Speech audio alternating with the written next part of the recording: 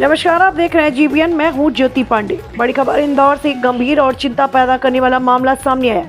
Viral video में कांग्रेस नेता पवन खेड़ा कहते दिख रहे हैं कि गंगा बहती है इसलिए जीवित रहती है, हिंदू सभ्यता बहती है इसलिए जीवित रहती है। वीडियो में दावा किया जा रहा है कि 7 साल के एक मासूम बच्चे को मारकर उसकी लाश लटकाई गई क्योंकि वह दूसरे मजहब का है। इस प्रकार के आरोप समाज में भय और नफरत फैलाने वाले हैं। इंदौर की शीतला माता मार्केट में कुछ लोगों ने सार्वजनिक रूप से कहा कि मुसलमानों को नौकरी से बाहर निकालो। साथ ही यह भी कहा गया कि अगर कोई कहता है आई लव मोहम्मद तो उससे परेशानी होती है। जीबीएन ने स्पष्ट करता है कि किसी भी समुदाय के खिलाफ हिंसा या भेदभाव फैलाने वाले बयान देश की संवैधानिक मूल्यों और धर्मनिरपेक्षता के खिलाफ है।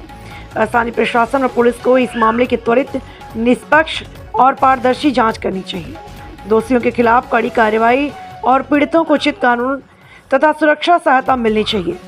यह मामला देश में समाज में सांप्रदायिक सद्भाव बनाए रखने और कानून के शासन को सुनिश्चित करने के लिए एक चेतावनी भी है।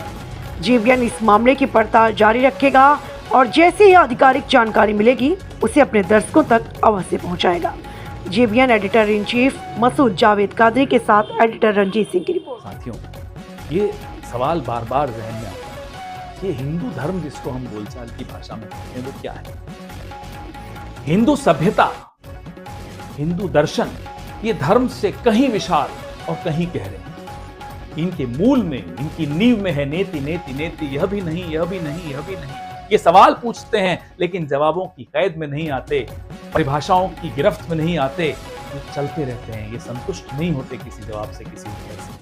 सच की खोज में चलते हैं और इस खोज में, इस सच के रास्ते पर, इस सफर के मील के पत्थर पर है प्रश्न चिन्ह, सवालिया निशान।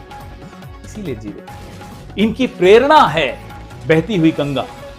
जिस दिन गंगा बहना बंद कर देगी उस दिन हम और आप उसकी पूजा करना बंद कर देंगे। गंगा बहती है इसलिए जीवित रहती है। ठीक उसी तरह से हिंदू सभ्यता बहती है इसलिए जीवित है। Mother of all civilization, cradle of civilization, ऐसे ही नहीं बोलते। अरे जहां स्वामी विवेकानंद के गुरु स्वामी रामकृष्ण परमहंस इस्लाम अख्तियार करते हैं कुछ दिनों के लिए सच की खोज में, फिर ईसाई धर्म अपनाते हैं सच की खोज में, उस ख्याल को, उस विचार को आप कैसे परिभाषित कर सकते हैं? उसको आप कैसे रोक सकते हैं? ये जो विजडम है हमारी सभ्यता की, इसी ने मेरे और आपके विचार को, आचार को, शब्द को आकार दिया है। हमारे चरित्र पर जो प्रभाव छोड़ा है वही हिंदू सभ्यता है।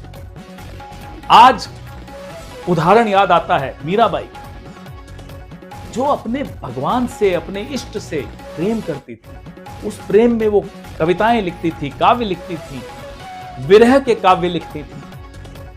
खूबसूरती देखिए। यहां जब सूफिज्म आया, जब सूफी परंपरा आई तो इश्क हकीकी पे बहुत कुछ लिखा गया, बहुत कुछ कहा गया। वो सुनकर आनंद आया।